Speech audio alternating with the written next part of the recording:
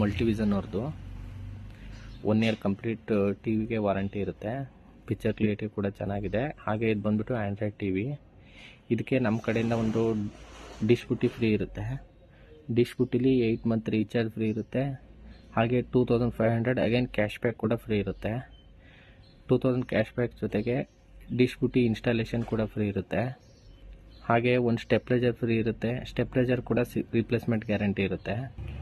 ನಾವು ಕೊಡ್ತಾ ಇರೋ ಡಿಶ್ ಬುಟ್ಟಿಲಿ 8 ಮಂತ್ ರೀಚಾರ್ಜಲ್ಲಿ 100+ ಚಾನಲ್ ಫ್ರೀ ಆಗಿರುತ್ತೆ. ಡಿಶ್ ಬುಟ್ಟಿ ಇನ್ಸ್ಟಾಲೇಷನ್ ಕೂಡ ಕಂಪ್ಲೀಟಾಗಿ ಫ್ರೀ ಇರುತ್ತೆ. ಇದಕ್ಕೆ ಜಸ್ಟ್ 10,000 ರೂಪಾಯಿಗೆ ಕೊಡ್ತಾ ಇರೋ ಟಿ ವಿ. ಇದು ಬಂದ್ಬಿಟ್ಟು EMI ಕೂಡ ಮಾಡ್ಬೋದು.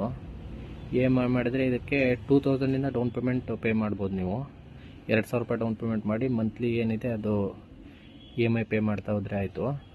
ಮತ್ತು ಕ್ಲಿಯರಿಟಿ ಎಲ್ಲ ತುಂಬ ಚೆನ್ನಾಗಿದೆ.